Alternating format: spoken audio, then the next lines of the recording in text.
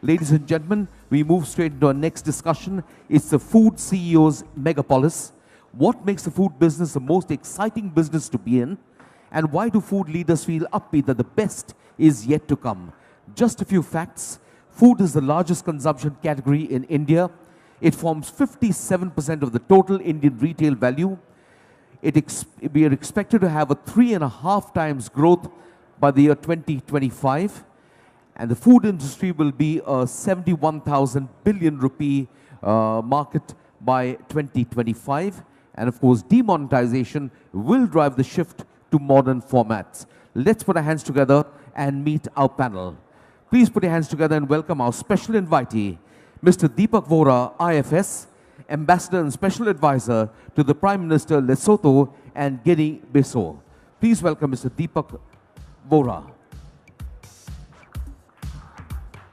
Ladies and gentlemen, can we have a little more energy and a warm round of applause as each of our panelists takes the stage. Please welcome the Chairman and Managing Director, Global Consumer Products, and formerly the Managing Director, Godrej Consumer Products, Mr. A. Mahindran. He is Managing Director, Capital Foods. A warm welcome to Ajay Gupta. He is the Chief Executive Officer, Grocery Retail, Reliance Retail. A warm welcome to Mr. Damodar Mal.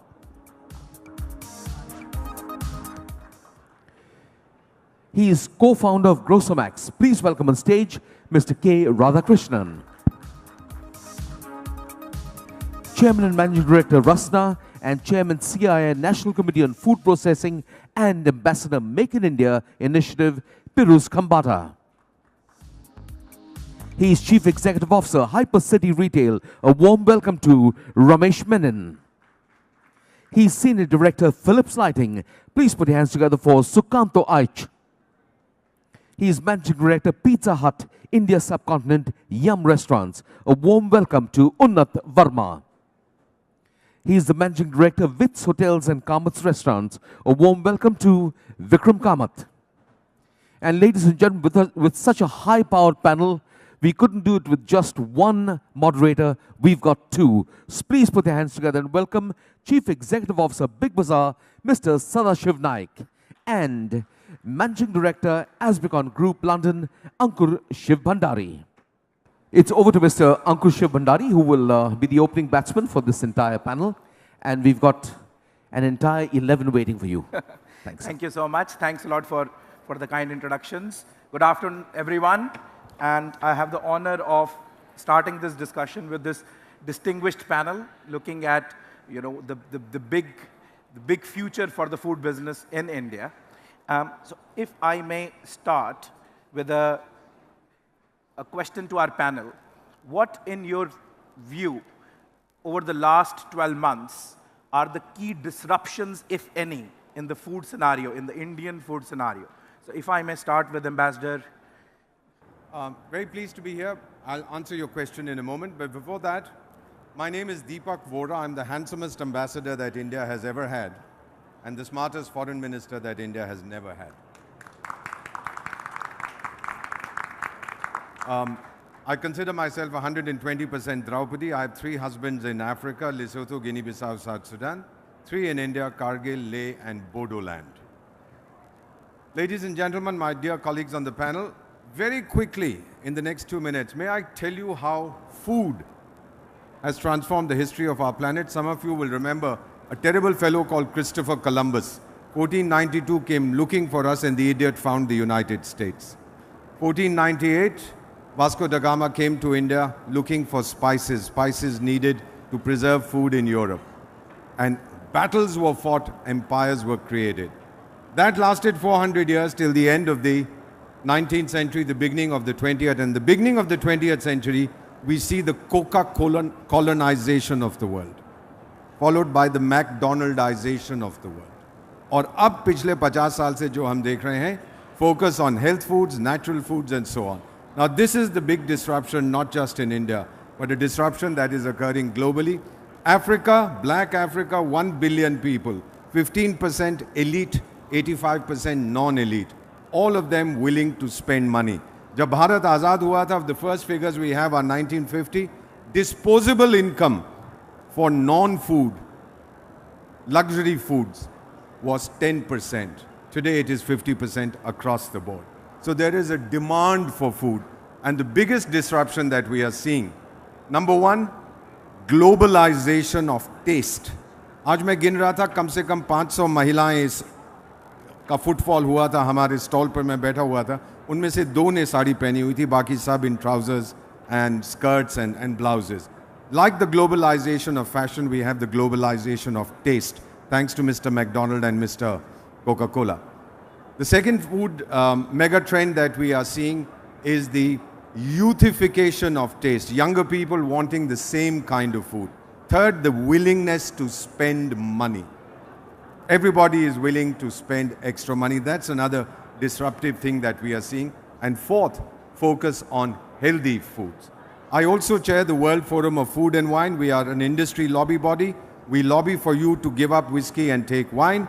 We are a business portal. We also are a platform for technology exchange. Gourmet foods in India, there's a company called Luxury Gourmet. Go see them, they are right here. They are trying to bring luxury and gourmet foods to the developing world. The most important disruption, now we just don't want dal roti, we want luxury foods, everybody does. How you deal with it, ladies and gentlemen, is for you to decide. I've said what I have to say. Please clap very loudly so that I feel encouraged. By the way, half of India grew up watching me on television, all these senior citizens sitting here. But the younger people like you and me don't know who I am. But if you go back and ask your parents, they'll tell you Doordarshan and Deepak Vora were synonymous. 40 years with Doordarshan. I still continue. Thank you very much. Thank you so much, Ambassador Vora, for those kind thoughts. So continuing the discussion, thoughts on key disruptions, or if any, over the past 12 months. Damodar, if we can please have your thoughts. For me, the supermarket wala, the biggest news and the biggest change that I see is a fortress in our homes that existed around ghar ka khana or homemade food. That fortress is brick by brick opening for business. That really multiplies the business opportunity all of us have as branded product and service providers. Food made at home, batters and idlis, chutneys, chapati and paratha, even dahi, even soaked Kabuli chana, soaked chole, are open for imaginative service providers like many of us here. And that to me is a huge multiplier, and I think it's going to take us between 5 to 10 years to really address this in a manner that the customer embraces. But in the last 1 year for me, clearly she has said, we are open for business. We can discuss this. Thank you, Damodar. So if we continue that thought with Ajay, who is, having all of us eat Desi Chinese. So your thoughts, please, Ajay. Taking from what Damodarji said was, I believe there is a revolution brewing in our kitchens. Over the last few years, we have grown up on a lot of exposure on media, and then came the malls with their food courts. Huge amount of experiment has happened. Today, a housewife has to answer one question 5 times a day, 7 days a week for 365 days. Khane mein kya hai? And that is changing dramatically the way all food companies need to look at how they do their business. Old categories are dying. I grew up, again, with all due respect to kids, so I grew up on instant mixes, but today there is ID that gives instant, fresh batter. So there's a huge amount of shift that is beginning to happen. Old categories will move. Innovation is going to be the name of the game. The housewife and her family is hungry. If we don't innovate, if we don't bring newer products to the table, it's not going to work. She's not going to keep lapping up the old stuff repackaged. So that really, I believe we are ready to see a huge change that happens in processed foods. Thank you so much, Ajay. Radha, to get your thoughts. I have a pretty different view on this.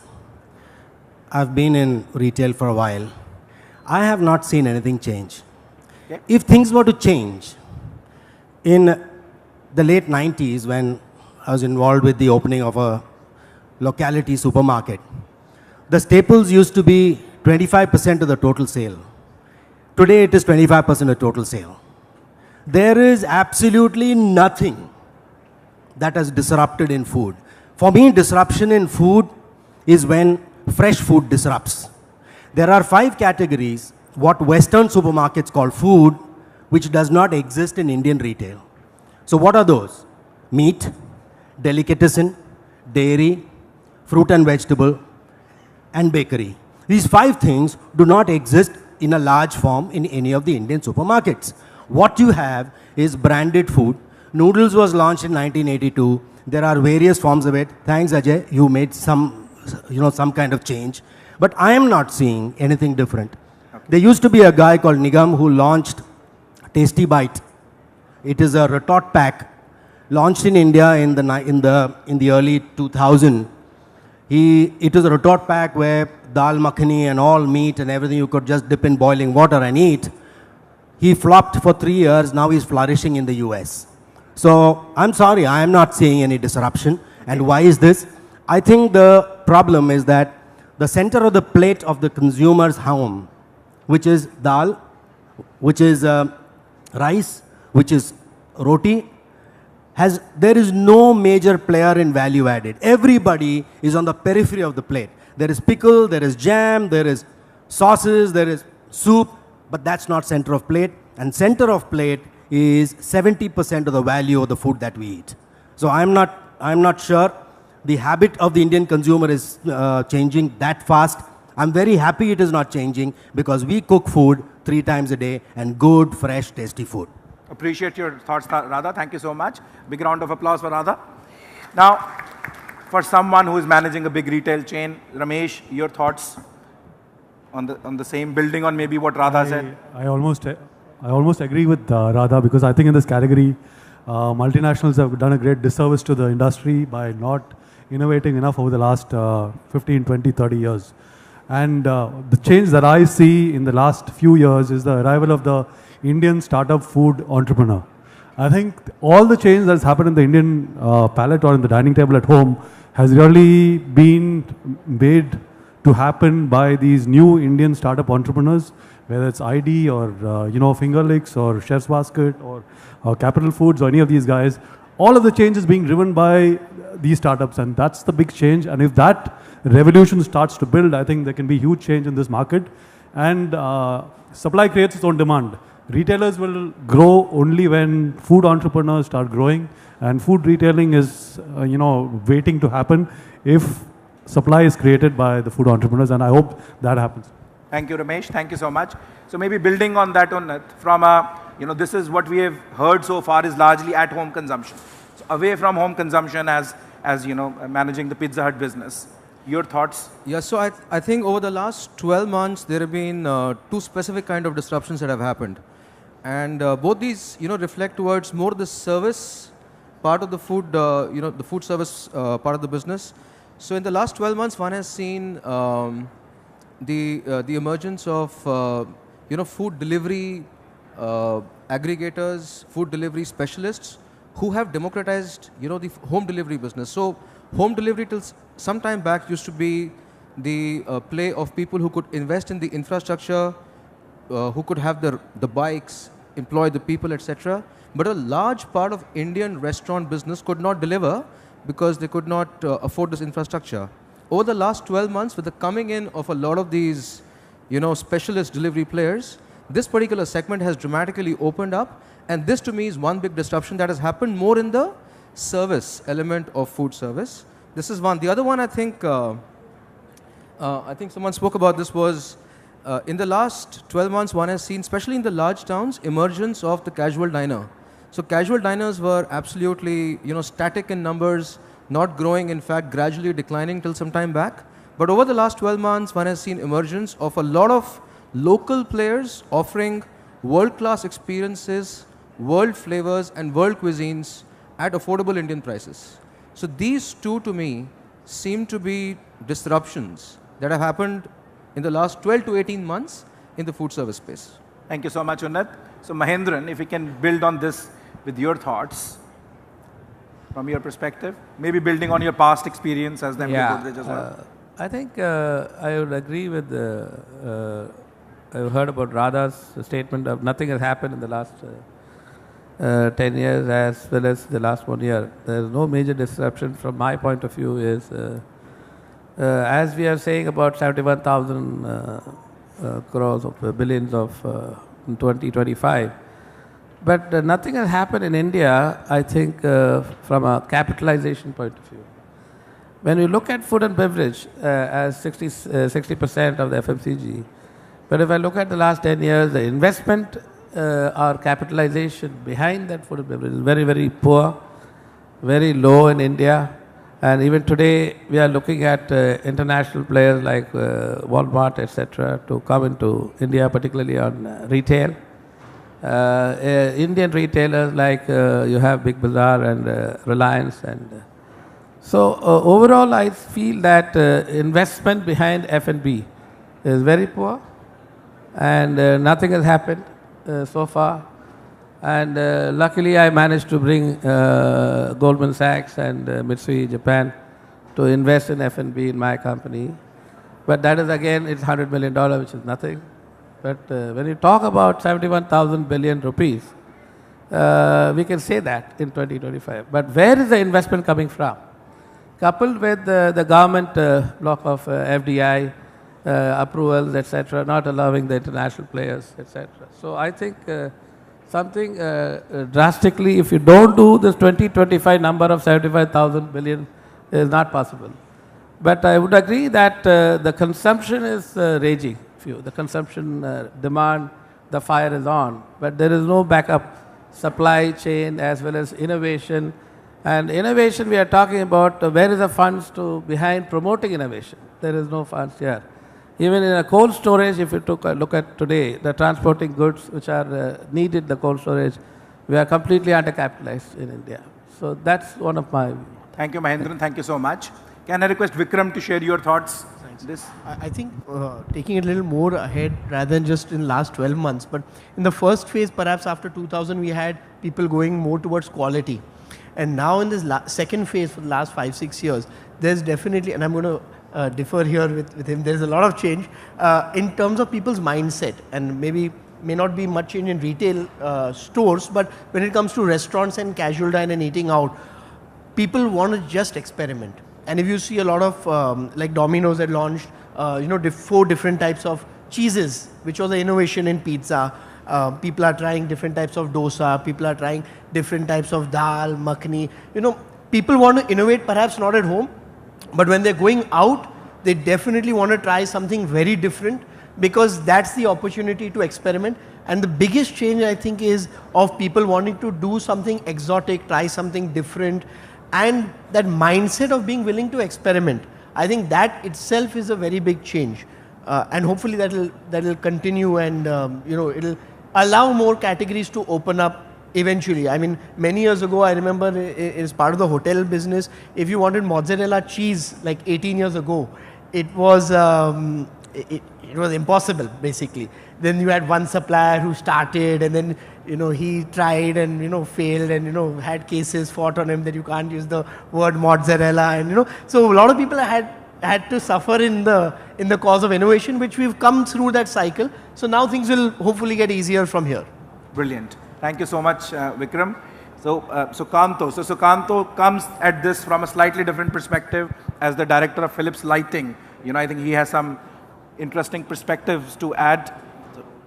Yeah, thanks, Ankur. As Ankur said, among these panelists, I'm one who's not part of the retail industry, but we work very closely with retail players, and what we have been trying to do is to understand how these, especially the large retail formats, are addressing the changes that we are going through. So I don't know whether food is disrupting, but what we are seeing, definitely food being used as a differentiator, especially in the face of the online stores that are coming up, right? So one of the main differentiators between online and offline thing is the fresh food section. That's one thing people are still not comfortable buying online and would like to come and touch and feel the products out there. So, you can use food, and we are seeing some of our retail partners use food as a differentiator to attract that crowd into their stores, which otherwise would be preferring the convenience of their home to order. So, and once they walk in, there are a lot of solutions that we are working with these customers to create an experience for that customers, and maybe we'll talk about that a little later, Ankur. Thank you so much, Sukanto. So, can I please conclude this question with Piruz's thoughts? Because I think, Piruz, you bring both the perspectives as the CMD of Rasna plus also the ambassador for Make in India. What is it that you have seen, in terms of disruption? First, I would like to compliment the organizers for having such a big dais here. I have never seen so many speakers on this topic. Coming to talk of disruption, I honestly believe that in our company, at least our philosophy is we don't wait for disruption to happen, we make disruption happen. And I think the best thing to do is that you have an insight of consumer, and at the right time, you make the right products. And I can give some examples. Like, we were the first people to make an Alfonso mango when there was nobody talking Alfonso mango.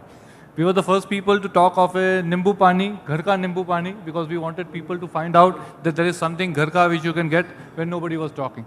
We were the first one to get a Chopati Kala Katta and say, here in the house you take it. Masses in India, the real market is the rural market. The masses live there.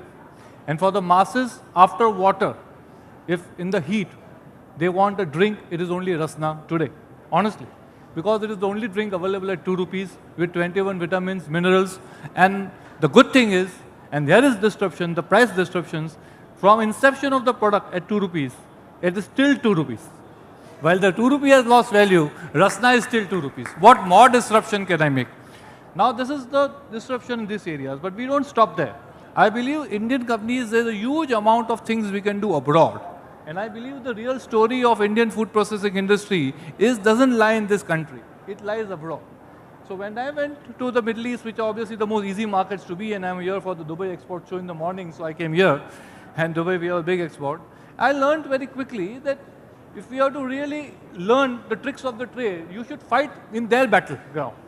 So if you ask me today if I have 90% market share over multinationals, and the reason why I have done it is that because I was able to learn their tricks in their turf. Now, one of the tricks we learned in that turf is that, for example, we are talking of fruit and natural.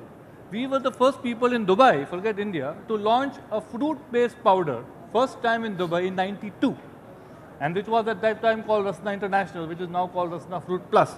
But the point is, that created a whole new niche of powders. Because what happened is, earlier powder was supposed to be synthetic, it was supposed to be not for me, it had no vitamins, and we were able to create a whole new concept of a fruit drink in a powder form, which was then followed by many, many other companies. And because of the learning we had in Dubai, in India also we introduced it much before others, and that's why we are ruling the roost today in India also. This is as regards as Rasna and the disruption is concerned. But I honestly believe that the biggest disruption in this country is going to soon happen, and that is going to happen in the potential of this e-com. My reading is that as we go further, more and more people are going to look at the virtues of buying on the net, and that is something which we all companies, be in retail or FMCG, should be mentally prepared of.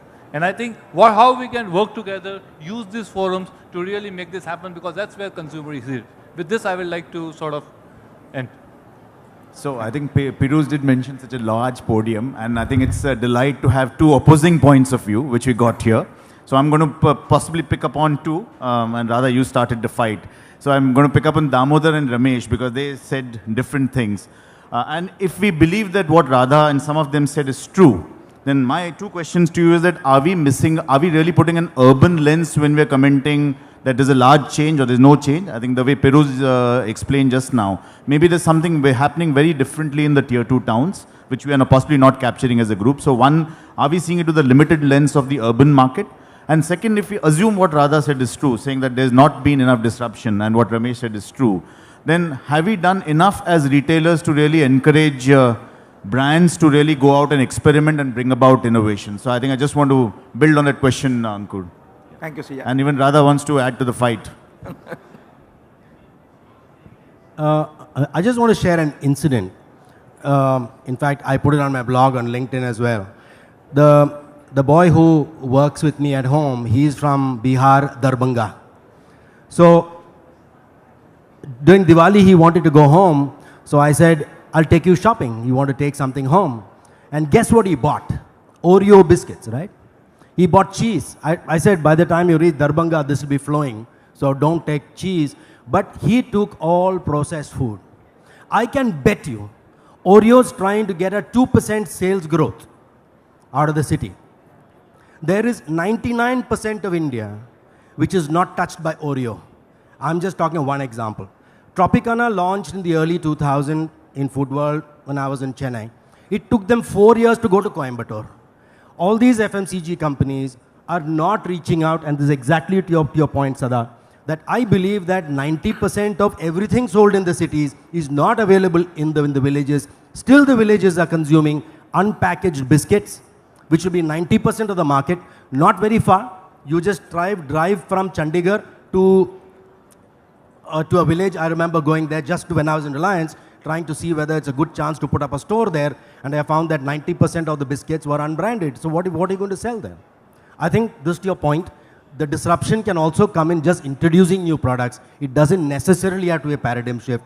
Just introducing a new habit can be extremely disruptive. Radha, you spoke about Darbhanga. Incidentally, I was there 2 weeks back. Very surprising to me. You go to, typically in Bombay, you go to a restaurant if you're not too hungry and the basic you want to order is tadka dal and 2 rotis. Guess what do they order in Darbhanga when they go to these places? No. Paneer chili and roti. So that's, you know, while we may say it's not urbanization that's happening, I'm amazed with what's happening in India in terms of food. Month back, I was in a place called Jharia, which is like 100 kilometers off Dhanbad. And I was so shocked. We were selling some 300 cases of pasta masala. It's a 5 rupee product. Guess, 300 cases, 700 units per case in a place called Jharia. I myself was shocked. How the hell does this happen? The Italians would be turning in their grave. Jharia and pasta. It's macaroni. It's the way they eat it. But that's a huge shift. That's not only urban, but also happening in smaller towns of the country. One of my early gurus in retail and a strong entrepreneur said, if for a change or a disruption, if everybody agrees and everybody sees the proof in the mainstream, it is already useless. Yeah, so a disruption inside what you can bet on is of value only when it provokes you to bet on it. And I think it is nice, therefore, that some of us like Ajay get excited and surprised by how the customer, even in deep India, is ready for a change in food. Some supermarket wallas like me get excited that probably, as it was mentioned, the large global food companies don't seem to get it, but it's probably an organization that is tuned to kissing all frogs in every region of the country who are food entrepreneurs. It is from there that tomorrow's kings and princes are going to come up. Half of the frogs are going to fail and die. That doesn't worry me.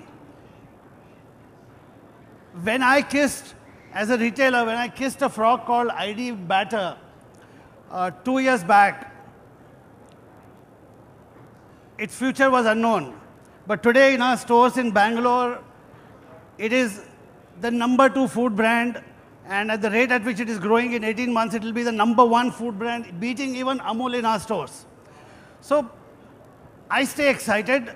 I think we should all stay excited because, believe it or not, the customer is waiting for people like us to be imaginative and take a bet on what she is ready for. So I maintain my viewpoint that there aren't large corporations, there isn't valid enough data, but there is an exciting game opening for all of us to play.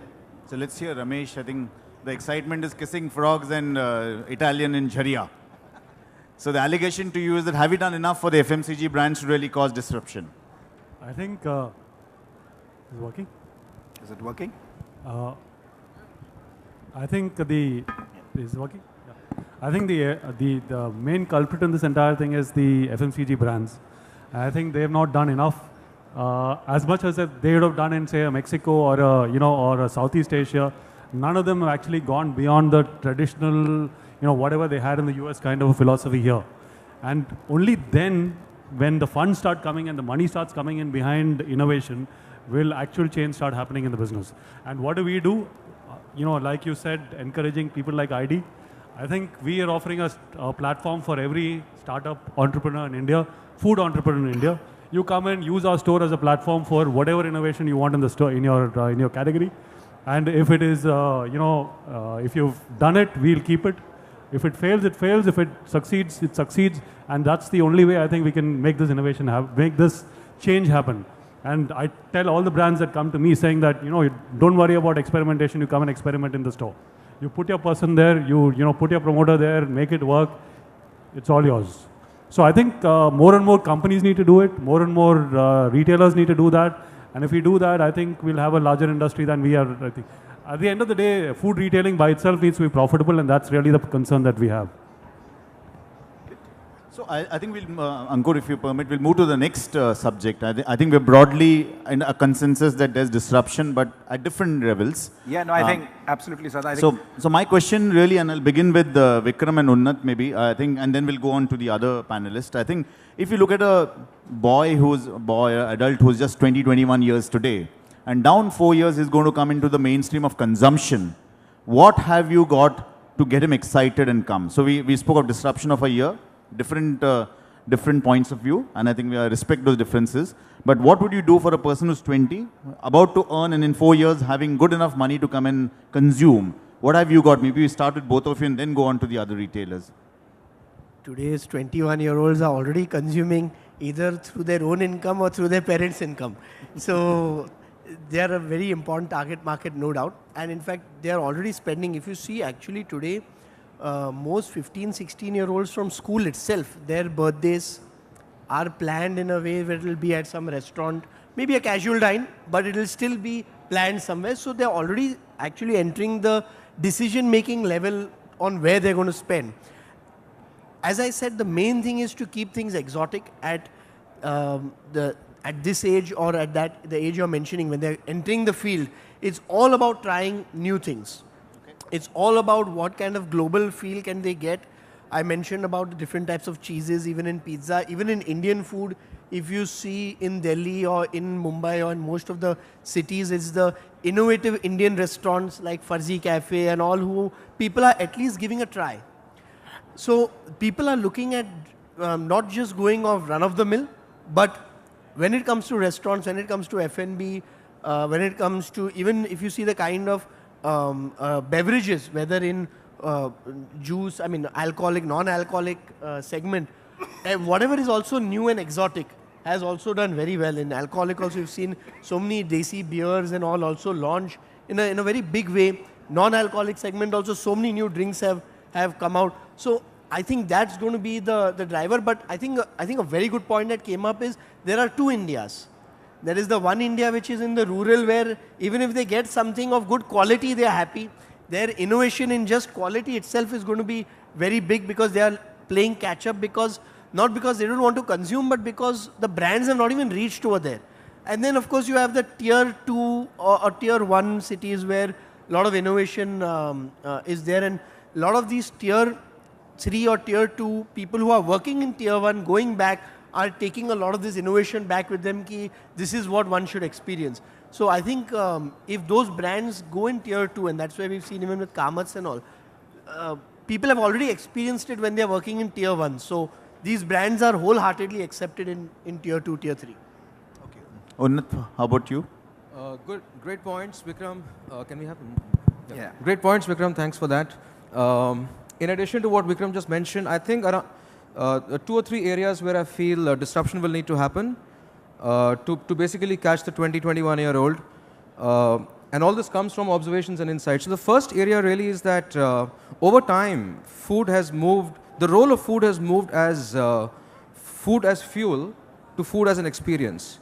Today, when we look at the youngsters engaging with food, the first thing when food is presented on the table is what they do is they pull up their camera phones, they click a photograph, and it has to be on Instagram or it has to be on their social pages.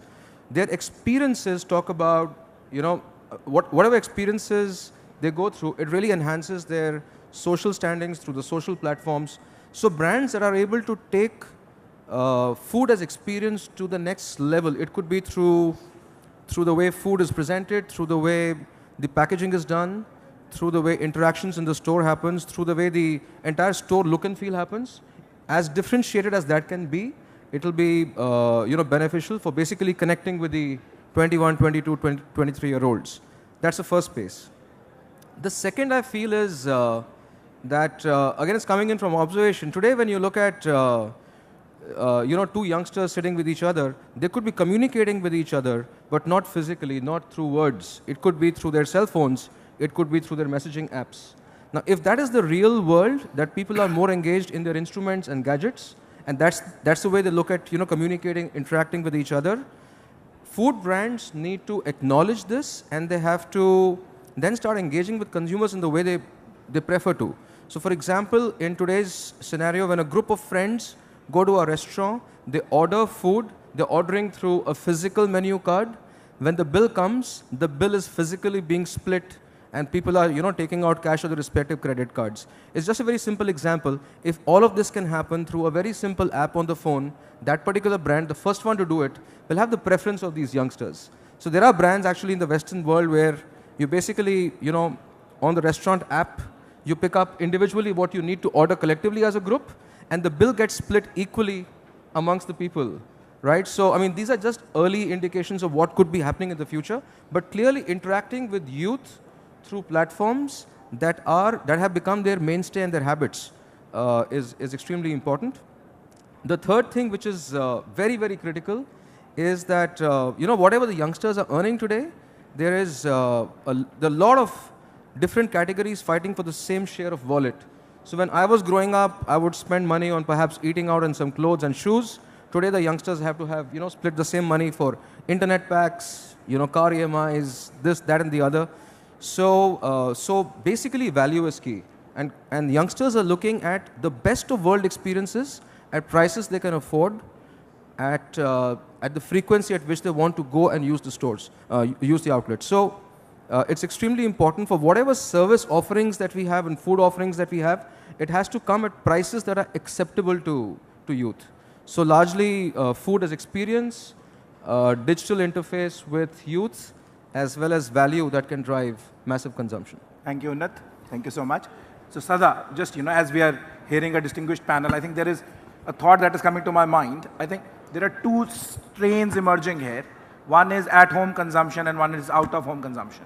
I think and would be good to get your thoughts. What I'm hearing is at-home consumption, disruption is not enough. There is a lot of scope.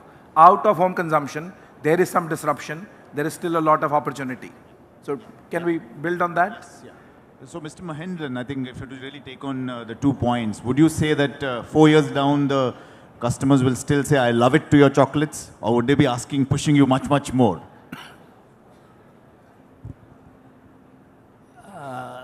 Sada, I think when I look at 4 years down the line, as a brand, love it as a brand, we feel that our focus should be on the millennials. We call that 20 years as the millennials. And millennials, if they are the target audience, and in the 4 years down the line, our studies say that if I look at the degree of flirtatiousness, of what we call brand flirting, the highest is in the millennial mindset. Sir, can I request you to keep the mic near? The voice is going. The highest is the flirtatiousness is in the 20-year-old, particularly next 4 years. They do flirt among brands, and so if you want to capitalize that, we have to look at each and every aspect of our brand. Let's say love it as a brand. We are looking at the edginess from the design part of it, particularly the packaging design, the brand aesthetics and the brand architecture. And then we went deeper into that 20-year-old, the psychographic of them. And we are of the conclusion that we came out with a nice tagline, one life, love it. So this particular age group believes in one life, believes in flirting, believes in that kind of edginess in each and every aspect of a brand. So if everybody is careful about it, certainly we can target that particular age group. Of course, the consumption will be high. Their purchasing power is also growing. The disposable income in the 20 to 24 is growing. In every aspect, as a company, we are focusing across categories. I'm saying it's not only chocolates. We are looking at beverages. We're looking at household insecticide. In everything, that is a target audience for our company. Okay. Thank you. Mr. Piruz, you mentioned the 2 rupees pack and how it still remains relevant. So 4 years down, again, the same question, the 21-year-old boy, will the 2 rupee pack mean something to him or will it change? More so. It will mean more. Because don't forget, we are a country with so many people. And as today also when we are speaking here, 50% of the people don't have money for 1 square meal. So obviously they are going to come in the line. And second, today everybody realizes that you want to conserve your money. So it is not true that the 2 rupee pack is only for the rural or only the masses. It is also true for even A-class people go and want to save a 2 rupee, buy a 2 rupee pack because they know that the 2 rupee pack will give enough product as good as the 5 rupee or 10 rupee pack. So in my mind, if you ask me, the value for money and the need for value for money products is going to live for eternity. So if anybody thinks it is not going to happen, it is false because everybody wants to save money, even at whatever level. But having said that, I think one thing you have to understand is that we are seeing a world of complete change. You are seeing America, which was the epicenter of what you call liberalized free trade, free economy, saying we want to close ourselves. They were a country form of immigrants, they are saying no more immigrants. Same is going to happen in food. I am seeing very clearly that the old people are eating what the young people were supposed to eat. So we marketers were making products thinking that this is for the children and youth, actually the old people are having. And products which we have made for the old people, thinking old people will have it, young people will be having. Similarly, sometimes you make products thinking this is value for money, 2 rupees, only rural will have. No, on the contrary, people in Bandra are having. And reverse is true. Premium products, there are enough people in rural who want premiumization products. So they are also having. So today, I think a good marketer is somebody who will be prepared, future ready. And the best way to do it is something like what we do, and which I always say is to be a research-based, marketing-driven company. Like we every year spend a lot of money on doing consumer research to the extent that I myself and the senior directors and senior presidents sit in the focus groups, go through the questionnaires, see what the consumers are wanting, and not consumers sitting in Bombay and Delhi, but consumers across the length and breadth of India. We do research in some obnoxious centers also, and try and figure out products which I am going to call it future ready, because don't you expect disruption. People are not going to buy exactly as you want. There's going to be a lot of changes happening. That's what I personally feel. Fantastic. I think, Ankur, I think there's a lot of optimism building in for the millennial. Ajay, so 4 years down, do you think in Jharia they'll still say, my name is Ranveer Ching? Or things will change? So, food is culture. And so we started with Desi Chinese, who says, we just beginning now Desi Italian. हम Indian ऐसे ही हैं. हम सबका खाना लेके देसी बनाने वाले हैं. So the next is Desi Italian, then Desi Thai, Desi Russian. But Desi तो सब होगा. Desi Indian भी होगा? Desi Indian वो मैं नहीं करूँगा. So sorry to come back. So there is going to be constant change that is going to happen. And you know what Radha said about the center of the plate. Yes, there isn't too much change happening in the center of the plate, but there is a shift beginning to happen. I keep saying food is culture, so we're not going to give up our dal roti chawal. But in the dal, can I do Shezwani tadka? Sorry, pitching my brand. But there is also a Shezwan dosa happening now. So there is a shift beginning to happen there. And to me, these are revolutions, though they're happening in steps. They're not going to, yes, you're right, Radha, they're not going to be a large shift, but very interesting shift have begun to happen. Idli is becoming Shezwan. So there is a movement. You didn't see Radha about to beat you up because so I'll move on to Ramesh and Damodar. Damodar, you mentioned the fortress breaking brick by brick. 4 years down, the lady who's now possibly cooking, not cooking, I don't know. I think, how have you imagined her life 4 years down when she gets her first income? What's going to happen to her and what are you going to do as a retailer? Sadashiv, this young Samir or Sonal, whatever we call them, 4 years from now when they get their first salary, by the time that happens, twice the number of people will be shopping at modern trade. So on the whole, the quantum of business will be double the interest for us, whatever they shop. I think when Samir gets his first salary, he would want to celebrate with a cook-in party on the weekend. Cook-in party on the weekend. He will look up 3 or 4 recipes, and from the recipes he will press the smart.in app to order the ingredients to be delivered on Saturday afternoon there. It's his first salary day. So he's missing his mother. He's missing ghar ka khana as well. So beyond ordering the weekend party recipe ingredients from smart.in, he would also order kadhi chawal for the evening, freshly made that evening, but delivered at home by the same store that his mother and he growing up trusted. Fantastic. So you're painting a scenario where I think the concept of retail itself is going to be dramatically different, morphing into food services. Vikram has a role, the retailer has a role, and the delivery person also has a role. Emotional bonding is what Ajay is mentioning. I heard this 2 years back. Cooking on weekends is about emotional bonding. It's about family therapy. So that's what Damodar is referring to. Yeah, and I think as was mentioned, food is a new fashion. Okay. You show it off, you share, you do it together, you try and make it different from others. And before you eat, you post. Right. I think that will happen on the weekend. But in the evening, he will still want maa ke haath ka khana. And the substitute is some of us here will learn to do near maa ke haath ka khana, but definitely fresh delivered to the person.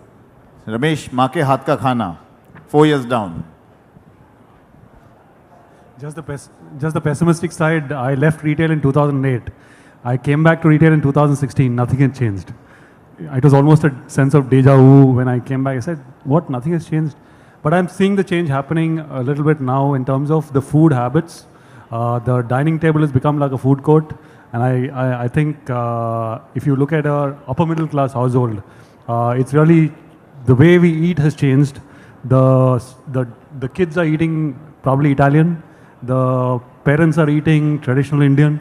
The housewife is eating healthy. The husband is eating bread and egg. So the food habits are changing. And I think if we as entrepreneurs or we as vendors or we as retailers look at this changing food habit and see how we can make value addition to it and we can add value to that, the entire packaging part of it, I think that will change retailing or food retailing. I think what has not happened enough of is really packaging and value addition to food. But food habits certainly are changing, and a lot of it is driven by what people are eating outside the home and people wanting to have the same thing inside the house. How did my child suddenly become a pasta addict? I have no idea, but it's happened. Right? And how did my wife suddenly become a health addict? It's happened. So Radha, Sonal is now cooking kadhi chawal as painted by Damodar. But you said fresh mein zyada innovation nahi hua. So what are you going to talk about it? So here is an anecdote. My niece got married 6 months ago. So in about 2-3 months we said, chalo dekhte hain. How are they living, right? So we went to their home and they're in Bombay and this guy is working in Bain Capital. She's working in Vogue. So they enough money to buy a house. So they bought a new house. So they're walking me through the house. This is our master bedroom. This is our to-be kids' bedroom. This is our TV room. And the kitchen is 4 kilometers away. All right? Now, here is what I think is going to happen. I think the word like the dining table becoming the food court, Vikram And Unat, your time is yet to come, right? I think there's going to be so much of out of home which will become in home. But the occasion when you cook, it won't be subsistence cooking, it'll be celebrated cooking, right? Like the habit of the emotional connect you want to do. Chalo, next Saturday, we're going to have Italian food. Men in India don't cook for nuts, right? My another brother-in-law is an Italian. That guy cooks, poor chap. I mean, he cooks 3 meals a day, but he's a fabulous cook, right? He's almost like a professional cook. Italians cook brilliantly. I think that's what's going to happen. Here is the opportunity which has not happened so far. When they want to eat home-cooked-like meal, these people who have enough money are going to go to a supermarket and pick up. Where Nigam failed in the retort, I think the time is yet to come. I believe cooking is going to become celebrated. It won't be subsistence anymore, but it'll be less occasional, more call-in, and it's going to be a mix. And I think this is the lifestyle change that we're going to see. Vikram wanted to elbow you, but I said, why don't you oppose him instead?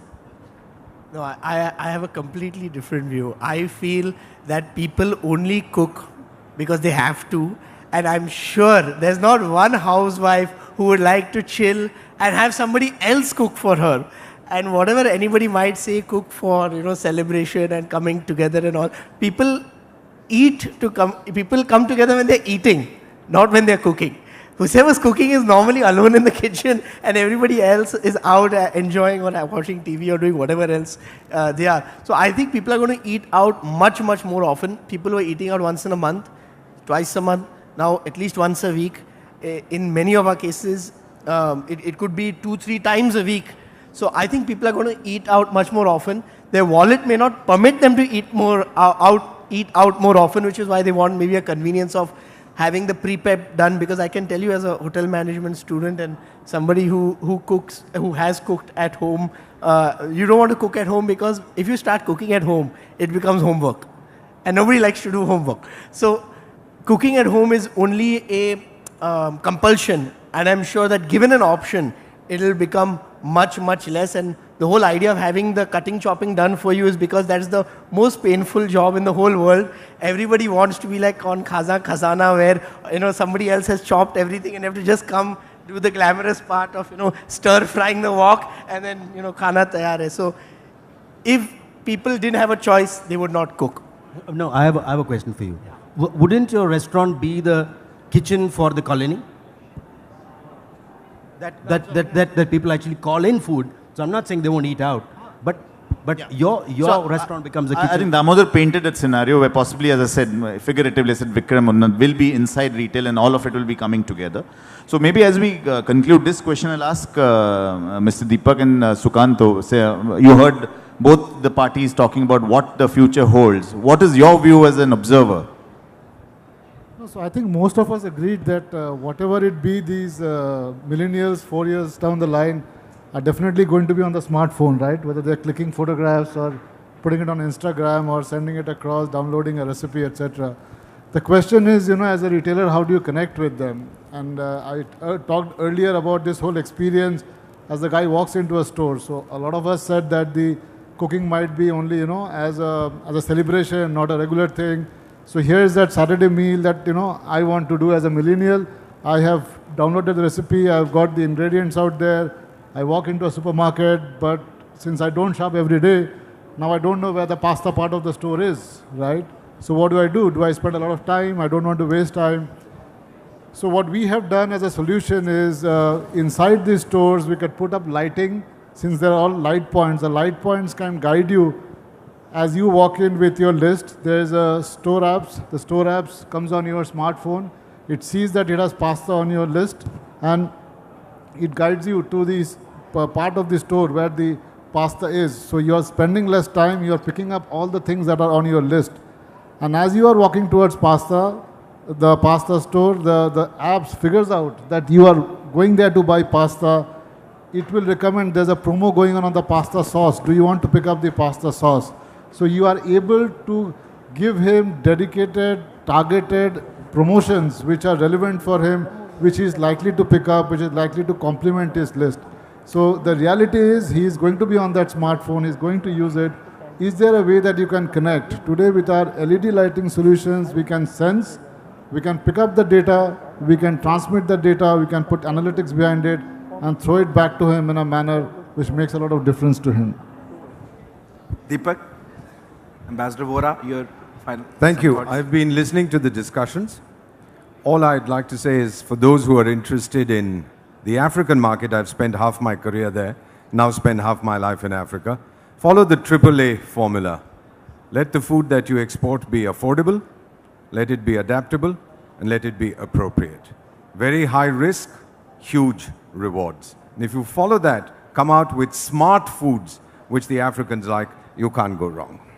And you have smartphones, I use a dumb phone, but smart foods are soon round the corner. Incidentally, we're very privileged to have Sri Sri and Baba Ramdev, because now it's the reverse colonization. I was in New York to meet with Trump's advisors recently, and I find a number of stores called Ayur Foods from Ayurveda. We've helped by making yoga an international event. There's an International Day of Yoga. Next 2 years, probably an International Day of Ayurveda. Great deal of interest in the West. Take advantage of that. Thank you, Deepak. Thank you, Mr. Vora. So great points of view. You know, as Sada said, two opposing thoughts to start with. Yes, there is disruption, not enough. Talking about the future, you know, there is still a lot that can be achieved. Talking about our 20-year-old in 4 years' time. Innovation from lighting point of view, smartphone point of view, in food, celebratory cooking versus substance cooking. Really like that term, by the way. And obviously, Vikram has a slightly different point of view. But very interesting discussion. Sada, would you like to conclude, please? Okay. So I guess they've enjoyed a lot of our discussion anyway. So Sada, would be good to get just concluding remarks on the discussion. So I think frankly, we saw a lot of points which come out, and I'm just picking up the key points. One, he said there are two Indias which existing, and maybe it's India and Bharat which exist together. There is a kind of a feeling that there's not enough disruption and fresh happening. I think the fact that the price point and affordability is going to be important. I think Piruz made that point very, very well, and I think it's to be appreciated. Both Mr. Mahindran and Unnat spoke about the millennial customer and how food goes beyond just being food and it really becomes something worth sharing. I think it's good to have Ramesh's point of view, and I see his point of view as saying not enough has happened and we need to make more things happen. So to my mind, I think as the country becomes richer, we are going to buy clothes more often. We are going to change our cookers and our television, mobiles more often. But what will happen in food? I don't think we'll eat more food. Something else will happen. We'll possibly eat smart foods, the mention which was made there. We'll possibly experiment more, and we'll possibly eat a little more healthier. So I see a lot of optimism in which the way the panelists really spoke about what's happened. We can ignore the disruption if at all it's not happened too much in the last 1 year. But I can definitely go back with a lot of optimism with the panelists of saying for the next 3 or 4 years. So I think that's a very, very healthy sign, and I think I enjoyed this discussion in terms of people really bringing a lot of points. So thanks a lot. Thank you so much, Sada, and thanks a lot to our distinguished panel. A big round of applause, guys. Thank you. Ladies and gentlemen, let's put our hands together once again for our wonderful panelists for that very stimulating and riveting discussion.